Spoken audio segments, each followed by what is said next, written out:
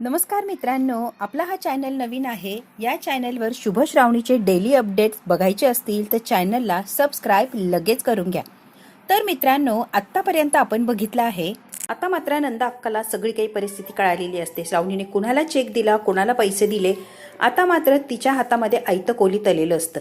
अशी काय ती श्रावणीवर भडकलेली असते. मनमानी करायला निघली का गं? कपाटाची चावी आली काय? सगळ्यांना पैसे वाटत सुटलीस? साहेब म्हणतात, नंदा अक्का जरा थांबतीस का? चेक आता वटलाय, त्यामुळे आता पैसे तर काढून घेतलेत, पण आता पेमेंट सुद्धा थांबवू शकत नाही होत. आपल्या हातात काहीच राहिलं नाहीये. जी पुढची प्रोसिजर आहे ती करूया. नंदा अक्का तू हायपर होऊ नकोस. विश्वंभर साहेब म्हणतात, ज्याने कुणी केलंय ना त्याचा शोध लवकरात लवकर घ्यायला हवा. इन्स्पेक्टर असतात. इन्स्पेक्टर म्हणतात, मला जी हवी होती ती माहिती मिळाली आहे. आता चेक कुणी पैसे काढले किंवा चेक कुणी वापरला हे लगेच मला कळेल. तुम्ही टेन्शन घेऊ नका, पुढचं सगळं काही मी बघतो. ज्याने चेक घेतलाय तोच खुनी असावा अशी माझी तरी गॅरंटी आहे. साहेब म्हणतात, बघा तुमच्या पद्धतीने चौकशी करा. इन्स्पेक्टर साहेब म्हणतात की तुमच्या मदतीची गरज लागणार आहे श्रावणीकडे बघून. साहेब म्हणतात, मी स्वतः तुम्हाला मदत करायला तयार आहे. फक्त प्रकरण लवकरात लवकर निवळलं पाहिजे आणि जे काय त्याचा सोक्षमोक्ष लागला पाहिजे. त्या मुलीचा खून जिने केलेला असतो ती मुलगी आता एका अंधाऱ्या खोलीत असते आणि चौरस चौरस म्हणून ओरडत असते. चौरस नावाच्या कुणाला तरी ती शोधत असते. आता समोर उभा असतो. काय रे, डचकले ना मी? डचकायला काय झालं ग? एवढी काय घाबरतीये? माहिती होतं ना मी इथेच आहे, मग कशाला डचकली? पैसे आणलेत का ते बोल. त्या चौरस नावाच्या माणसाला तिने पैसे दिलेले असतात आणि त्या मुलीला तो म्हणतो, इथेच थांब, मी आत्ता आलो आतमध्ये जाऊन. ती मुलगी आता बाहेर उभी असते. इकडे तिकडे बघत असते. ती घाबरलेली असते, कारण ते खोल इतकी अंधारामध्ये असते आणि कशाची ना कशाची तिला भीती वाटतच असते. तो स्वतःचं तोंड लपवत लपवत तिथपर्यंत आलेली आहे. चौरस नावाच्या माणसाने एक बॅग आणलेली असते आणि त्या बॅगमध्ये तिला ज्या हव्यात त्या सगळ्या गोष्टी आहेत. आता तिला पुढचं जे पाऊल उचलायचं आहे त्यासाठी लागणारे प्रत्येक गोष्ट त्या बॅगमध्ये असते. त्यासाठीच तिने पैसे मोजलेले असतात. खोलून बघते, त्यातलं सामान बघून तिला इतका आनंद झालेला असतो. तो म्हणतो, काय रे, काय करणार आहेस तू? तुझा प्लॅन काय ग नक्की? माणसाला मारणार आहे की अख्खं शहर उडवणार आहेस? नक्की करणार काय? करायचं एकालाच आहे, पण बदला 10 जणांचा आहे. कोण आहे तो?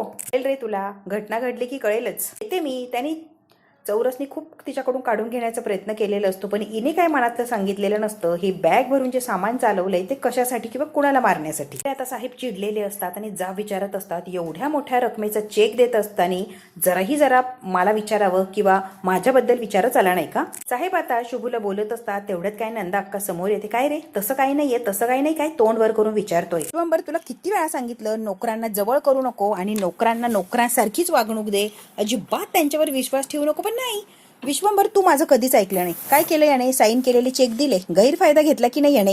नंदा अक्का आता सकाळी जो त्याचा अपमान केलेला असतो शुभूने, त्याचा बदला घेत असते.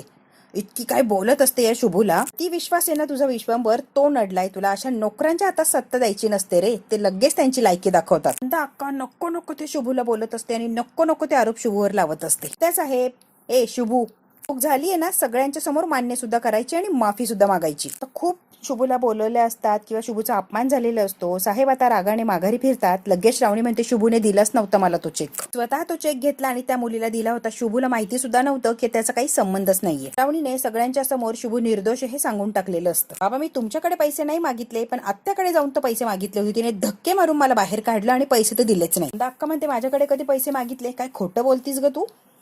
नंदा अक्का स्पष्ट खोटं बोलते. तू माझ्याकडे आलीच नव्हती असं सांगते. काका, तुझ्याकडे तर आले होते ना रे मी पैसे मागायला.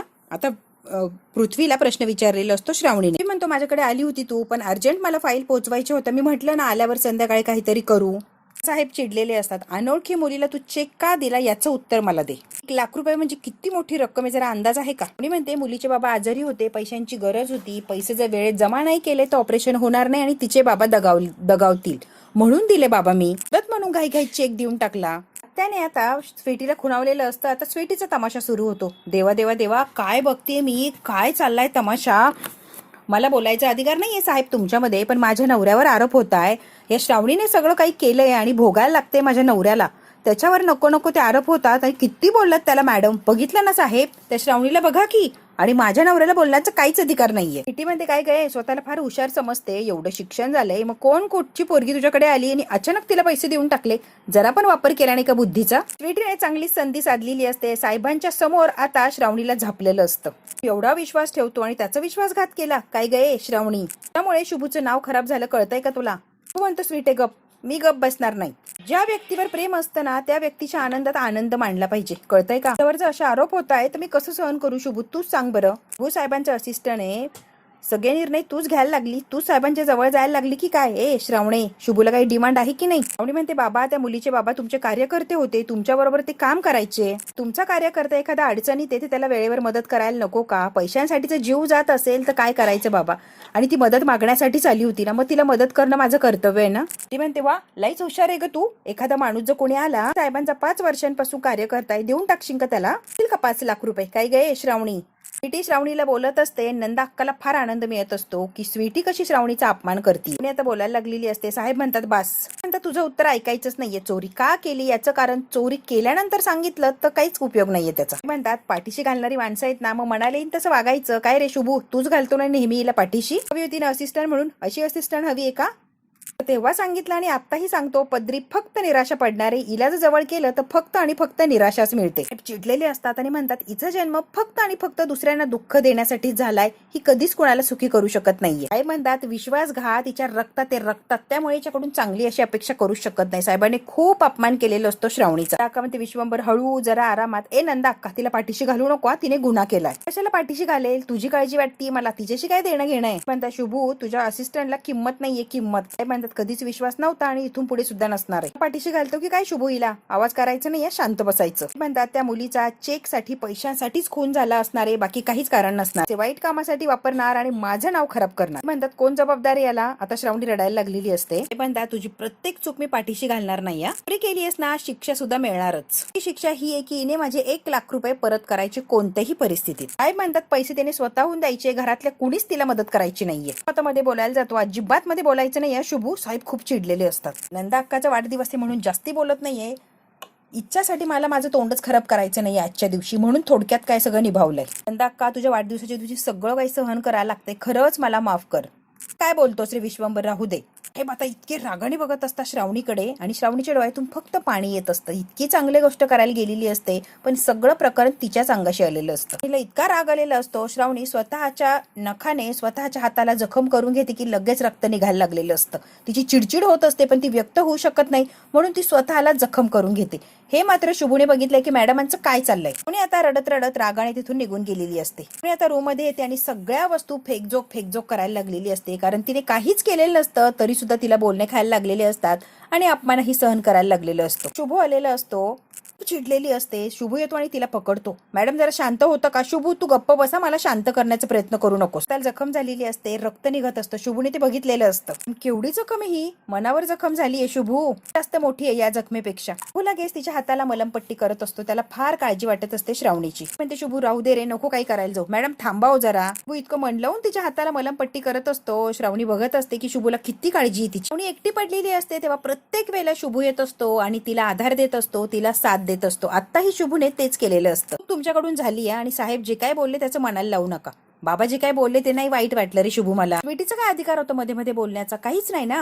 आत्या तिला इशारा करत होती म्हणून ती बोलत सुटली होती. सगळं काही आत्या आणि स्वीटी मिळूनच करताय. शुभू मला कळतच नाही रे, काहीही चांगलं करायला जाऊ दे, गडबड झालीच पाहिजे प्रत्येक वेळेला. शुभू कोणी म्हणते माझा हेतू चांगला होता ना, मग देवा तू तरी माझ्या पाठीशी उभा राहायचं होतं ना. आता स्वीटी आलेली असते शुभूचं आणि श्रावणीचं काय चाललं हे चोरून ऐकण्यासाठी. शुभू म्हणतो स्वीटीचा अति झालंय, वेळ आली की तिला बघूनच घेतो. म्हणतो श्रावणी मॅडमला बोलून मुद्दाम बोलून हर्ट केलं ना, आता बघ मी तुला काय करतो स्वीटी. ती बघते हे शुभूने बघितलेलं असतं. आता स्वीटीला जलस फील होण्यासाठी शुभूने श्रावणीला स्वतःजवळ ओढलेलं असतं आणि घट्ट अशी मिठी मारलेली असते.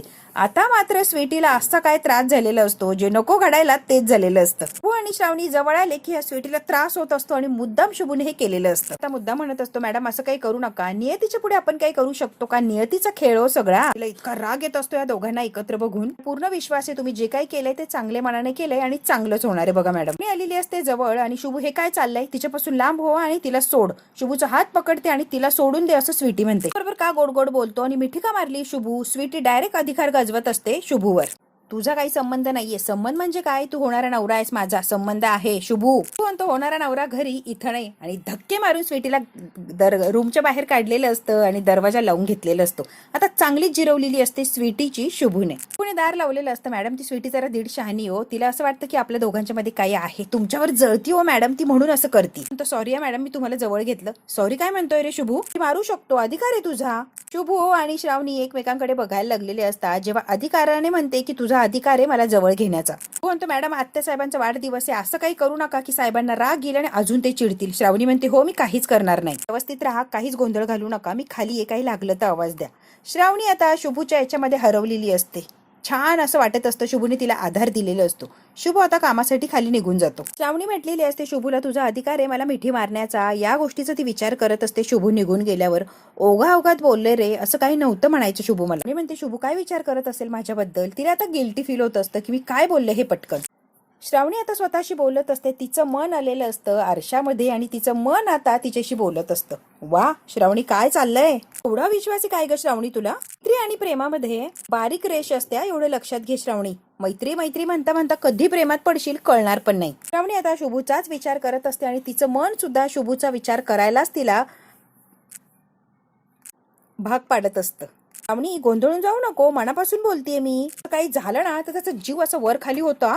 श्रावणी मॅडमांना काही होतं कामा नाही, काय धडपड करतो तुझ्यासाठी तो. विचार करा, खूप गोड मुलगा आहे श्रावणी, शुभू बद्दल विचार नक्कीच कर. तुला आता श्रावणीला रिअलाइज झालेलं असतं की मी शुभू बद्दल प्रेमाचा विचार केला पाहिजे. मैत्री मैत्री म्हणते पण मैत्रीच्याही पुढे आमचं नातं गेलंय. आता मात्र इकडे पोलीस स्टेशनला कसून अशी चौकशी लागलेली असते. बँकेत जाऊन बघितलेलं असतं तेव्हा सीसीटीव्ही मध्ये ज्या मुलीने पैसे काढले तिचा चेहरा दिसत नसतो. ते इन्स्पेक्टर त्या हवालदाराला म्हणतात अरे कसं शक्य आहे, चेहरा दिसायलाच हवा. नाही साहेब तिने जाणून बुजून चेहरा दिसू दिलेला नाही. इन्स्पेक्टर म्हणतात शिंदे काहीतरी गडबड दिसतीया, एवढी सिक्युरिटी मधून ती पोरगी बाहेर पडलीये तोंड न दाखवता, म्हणजे नक्कीच काहीतरी घोळ आहे, आपल्याला शोधून काढायला लागतंय. तो शिंदे म्हणतो साहेब एक टीप मिळाली, खबऱ्याने टीप दिली, तिची पोरगी ना खून करून महिपाडा दिशेला जाताना दिसलीये. साहेब म्हणतात महिपाडा साहेब याच्याबद्दल विचार करायला लागलेले असतात की तिकडच्या दिशेने आपल्याला तपास सुरू करायला लागणार. स्वीटी आता तंतन करत आलेली असते कारण तिला शुभूने धक्के मारून रूमच्या बाहेर काढलेली असते. नंदा आत्याच्या जवळ आलेली असते. या श्रावणीचं मी करू तरी काय. नंदा आत्या तिच्या विचारामध्ये मग्न असते की आता पुढे काय करायचं, श्रावणीला आणि शुभूला कसा त्रास द्यायचा, साहेबांना कसं गुंडाळायचं, हे तिचं षडयंत्र चालूच असतं. तेवढ्यात काय स्वीटी आलेली असते बडबड करत. काय चालली ग बडबड, तुम्हाला काय कळणार आहे, मिठ्या मारत होते, प्रेमाचा सुळसुळाट चाललाय आणि मला म्हणता काय चिडचिड करतीये. शुभू आणि श्रावणी एकमेकांना मिठ्या मारतात. आत्या म्हणते खरं सांगतेस हो, मला कसं तरी वाटत होतं त्यांना बघून, या डोळ्याने बघून आली मी. आत्या म्हणते बापरे शुभेची एवढी मज्जल, बाना कळू दे की त्यांची पोरगी काय दिवे लावतीये. आत्या म्हणते ए बाई जरा गप की, नको शहाणपणा करू, तुम्ही ऐकणार नाही, तुम्हीच चला आणि साहेबांना लगेच सांगा. बेड लागलाय का ग स्वीटे, काय सांगते जरा ऐक तर. स्वतःच सांगितलं ना शुभूच्या श्रावणीबद्दल अफेअर आहे तो कधीच मान्य करणार नाही. खूप विश्वास आहे त्याचा, तो कधीच मान्य करणार नाही. सांगा मी काय करू. मुला मुलीमध्ये मोठं कांड म्हणजे काय असतं मॅडम, काय बोलताय तुम्ही, दोघांमध्ये असलं काहीच होऊ देणार नाही. ए स्वीटी तुला जर अक्कल आहे का, शांत बस का, मी काय म्हणते ऐकून तर घे. अक्का म्हणते तुझ्या अक्कलीचा थोडा प्रॉब्लेमच ग स्वीटे, हो हवा आहे ना, मग मी जे सांगते ते ऐक. वादळ निर्माण करायला लागणार, एकदा का वादळ आलं की आपलं काम सोपं होणार, कळतंय का स्वीटे. जर ऐकलं नाही ना तर खोप्यामध्ये राघू महिन्यासारखा स्वीटी शुभू आणि श्रावणी संसार थाटतील आणि तू त्यांच्या खोप्याचं राखण कर बाहेर उभा राहून. नंदा आत्ताच स्वीटीला बोलत असते आणि स्वीटी अजूनच चिडलेली असते. जर ऐकलं नाही तर असंच होणार आहे. ती म्हणते खरंच उशीर होण्याच्या आधी ह्या आत्याचं ऐकलंच पाहिजे. तर शुभू माझ्यापासून कायमचं दूर जाईल, मला काहीतरी करायला लागणार. शुभूला श्रावणीपासून कायमचं दूर करायचं असेल तर मला काहीतरी करायला लागणार आहे. बरोबर बोललाय मॅडम तुम्ही. पोलीस स्टेशनमध्ये रुद्र प्रताप गायकवाडांचा फोन आलेला असतो इन्स्पेक्टर साहेबांना. इन्स्पेक्टर साहेब असतात ते सुद्धा घाबरलेले असतात गायकवाडांचं नाव ऐकून. त्यांचा फोन आलाय, पळतच आलेले असतात ते. इन्स्पेक्टर साहेबांना त्या वरच्या साहेबांनी टिप दिलेली असते की आता विश्वंभर साहेबांच्या जीवाला धोका आहे, त्यांच्या घरावर हमला होणार आहे, हमला नाही तर मोठा हल्ला होणार आहे, जीव घेणा हमला. इन्स्पेक्टर साहेबांनी तातडीने येऊन विश्वंभर साहेबांना सांगितलेलं असतं शुभू माझा जीव घेण्याचा कोण प्रयत्न करणार रे. घरातलं वातावरण सगळं तंग झालेलं असतं, सगळे आता घाबरलेले असतात की साहेब एवढे चांगले आहेत, मग त्यांचा जीव घेण्याचा कोण प्रयत्न करणार. म्हणतात शक्यच कसे आणि गुन्हेगाराचा आपल्याशी काय संबंध, पोरीचा खून चेक साठीच झालाय, पैसे सुद्धा काढले तरी गोम आहे, आपल्याला ती शोधून काढायला लागणार आहे. शुभू आता साहेबांना सांगत असतो त्या मोठ्या रकमेचा चेक चोरी होणं, लगेच इन कॅश होणं आणि ती मुलगी त्याच एरियात सापडणं नक्कीच काहीतरी संशयास्पद आहे, त्यामुळे तुम्ही जरा सांभाळून राहा. नंबरचा विश्वासच नसतो. साहेब तुम्ही सतर्क आहात ती चांगलीच गोष्ट आहे, पण गुन्हेगाराने फक्त पैशांसाठीच केलंय, मला रिक्सचा धंदा काय फायदा आहे? पण तो मारुतीच्या कृपेने तुम्ही म्हणताय तसंच व्हावं, पण रिक्स नकोय मला. आजचा कार्यक्रम कॅन्सल करा अशी माझी इच्छा आहे. अविश्वास दाखवत नाही, पण एखाद्या तर्कावरून मी कार्यक्रम कॅन्सल करणार नाही. बहिणीचा वाढदिवस आहे, तुमचा अंदाज आहे त्याच्यावरून मी कॅन्सल करणार नाहीये वाढदिवस. जर असलं तर तुमच्या जीवाला धोका होणार आहे साहेब, नका रिक्स घेऊ. शुभू खूप जीव तोडून सांगण्याचा प्रयत्न करतो. साहेब म्हणता शुभू काही झालं तरी आजचा कार्यक्रम रद्द होणार नाही, कार्यक्रम होणारच. त्याच्या कारणावरून जर मी घाबरायला लागलो तर लोकांमध्ये काय मेसेज जाणार? शुभू कळतंय का तुला? म्हणतो घाबरून चालणार नाही, सिक्युरिटी अजून टाईट करायला लावतो. सुद्धा बोलून घेतो. तिला यार प्रत्येकाचं चेकिंग केलं जाईल, ते गरजेचं आहे. ती पोरगी असते ती बरोबर कामाला लागलेली असते. काही करू विश्वम साहेबांना मारायचं एवढंच तिच्या डोक्यात असतं. मुलीने ती बॅग खोललेली असते, त्यामध्ये खूप सारे बॉम्ब आणलेले असतात आणि तिच्या हातामध्ये रिमोट असतो. आता मात्र तिने भयानक असं प्लॅनिंग केलेलं असतं, काही झालं तरी विश्वंभर साहेबांना आज सोडायचं नाही. बॉम्ब लावायचं काम माझं आहे. ती मुलगी म्हणते वैशाली सगळं व्यवस्थित व्हायला हवं, काही गोंधळ नकोय आपल्याला. पण प्लॅन नुसार सगळं फॉलो केलं तर काहीच चूक होणार नाही, उलट आपली जीत होणार. तो विश्वंभर आजच मरून जाणार. मित्राच्या घराचा अगदी नक्षाच असतो यांच्याकडे. आता मात्र विश्वंभरच्या घराचा नकाशा असतो. आता मात्र कुठे काय करायचं याचं सगळं काही प्लॅनिंग चाललेलं असतं. बॉम्ब कुठे कुठे लावायचे आणि कसे काय करायचे आणि कुणी सगळी रिक्स घ्यायची त्यांच्यात व्यवस्थित असं प्लॅनिंग झालेलं असतं. मुली असतात 4-5 जणी, त्या वेगवेगळ्या याच्यामध्ये आतमध्ये घुसणार असतात. कोणी केटर लोकांच्या ह्याच्यात तर कोणी डेकोरेशनच्या. प्रत्येक माणसाच्या मध्ये एक एक पोरगी सोडणार असते, म्हणजे कोणाला संशय येणार नाही आणि काम अगदी परफेक्ट होणार. विश्वंभरचे कपडे घेऊन आतमध्ये जाणार आहे. वैशाली जी मेन असते ती आता विश्वंभरचे कपडे घेऊन जाणार असते आतमध्ये. मुली म्हणतात हे आतमध्ये नेणं अशक्य आहे, आतमध्ये इथून जोडून नेणं तर शक्यच नाही. मुलगी म्हणते गेटच्या आतमध्ये जायला काहीच अडचण होणार नाही. आपल्या माणसाने सिक्युरिटीमध्ये एका माणसाला आतमध्ये लावलंय, त्यामुळे सहज आपण घरामध्ये जाऊ शकतो, काहीच प्रॉब्लेम येणार नाही. त्या वैशालीने सगळं काही प्लॅनिंग आधीच करून ठेवलेलं असतं. मित्राला रूम मध्ये आणायचं, तोपर्यंत चेहऱ्यावर मास्क लावून ठेवायचं. आपल्या गन घेऊन मात्र तयार राहायचं. काहीही करू विश्वंभरचा खात्मा व्हायलाच पाहिजे. तो विश्वंभर आज जगता कामा नये. एवढे प्रयत्न करतोय, हे सगळे काही सक्सेस झाले पाहिजे. आज विश्वंभरचा मुर्दा पाडायचाच आहे. आता शुभूने जी सिक्युरिटी असते ती टाईट केलेली असते. डोळ्यात तेल घालून पहारा करायचा आहे. कुणीही न चेकिंग करता आतमध्ये यायला नको. आणि सिक्युरिटी टाईट म्हणजे टाईटच असली पाहिजे, जरा सुद्धा चूक करायची नाही, कारण साहेबांच्या जीवाशी खेळ होणार आहे सगळा. तो एका सिक्युरिटीला म्हणतो काय रे तू महिन्यापूर्वी जॉईन झालाय ना? तो म्हणतो हो, पण तुम्ही काळजी करू नका, मी जीव देईन पण साहेबांना काहीच होऊ देणार नाही. शुभू म्हणतो ठीक आहे. शुभू म्हणतो साहेबांच्या जीवाला धोका आहे, त्यामुळे त्यांना जास्त सिक्युरिटी द्यायची गरज आहे. आता त्यांना सगळं काही सांगितलेलं असतं आणि त्यांना कामाला लावलेलं असतं. तर श्रावणी सुद्धा घाबरलेली असते की बाबांच्या जीवाला धोका आहे. श्रावणी म्हणते खरंच बाबांच्या जीवाला धोका आहे की फक्त ते पोलीस म्हणताय म्हणून? नाही, रुद्र प्रताप सरांचा सुद्धा कॉल आलाय आणि ते असंच काही सांगणार नाही, त्यांना परफेक्ट अशी बातमी कळालीच असणार आहे. स्पेशल इन्व्हेस्टिगेशन ऑफिसर आहे, मी पाहिलेलं नाहीये पण खूप त्यांच्याबद्दल ऐकलंय. एक नंबर माणूस येतो. मग ते स्वतः काढणे आले निमित्त दिल्लीला येते, पण तिथून सगळी सूत्र हलवताय. 2 दिवसात कोल्हापूरला येतो असं म्हटले. म्हणतो असं असेल तर खरंच भीतीच आहे ना मॅडम? श्रावणी म्हणते हो ना, मला पण भीती वाटायला लागली, म्हणून तर कार्यक्रम नको असं म्हणत होतो मॅडम मी. म्हणतो काळजी पण मला पण वाटतीये, पण आता करणार काय? साहेब ऐकायलाच तयार नाहीये. या गाराला गेटच्या बाहेरच पकडायला हवं.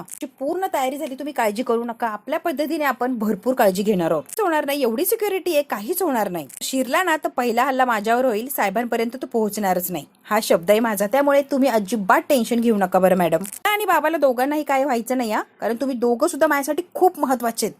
माहितीये ना माझं बाबांवर किती प्रेम आहे आणि तुझ्यावर सुद्धा. आणि आता श्रावणी गप्प बसलेली असते. वो आणि श्रावणी परत एकमेकांकडे बघायला लागलेले असतात. श्रावणी परत म्हणते की माझं तुझ्यावर किती प्रेम आहे तुला तर माहितीच आहे ना. मी म्हणते शुभू मला प्रॉमिस कर, स्वतःला सुद्धा काहीच होऊ देणार नाहीयेस तू, स्वतःला सुद्धा जपायचंय. मॅडम काहीच होऊ देणार नाही, माझा शब्द आहे. शुभू आता निघून गेलेला असतो. श्रावणी मात्र विचार करत थांबलेली असते. तिला टेन्शन आलेलं असतं. बाबा सुद्धा महत्वाचे आणि शुभू सुद्धा. दोघांच्याही जीवाला धोका असतो, कारण साहेबांना जर काही झालं तर शुभू मध्ये पडणार आणि साहेबांवरचं संकट स्वतःवर घेणार. आणि शुभूला हे काही झालं तरी साहेबांना वाचवायचंच असतं. आणि श्रावणीला शुभू आणि साहेब दोघंही व्यवस्थित हवे असतात. बघू आता श्रावणीची जी तक्त किंवा तिची जी काळजी आहे ती कुठपर्यंत नेणार आणि खरंच साहेबांना आणि शुभूला काहीच होणार नाही का? पुढे काय होणार किंवा वाढदिवस साजरा होणार का त्याच्या आत धमाका होणार, हे जर बघायचं असेल तर आपल्याला बघायला लागणार आहे पुढचा भाग. हा भाग इथेच संपतोय. व्हिडिओ आवडल्यास लाईक, शेअर, सबस्क्राईब नक्की करा. धन्यवाद मित्रांनो.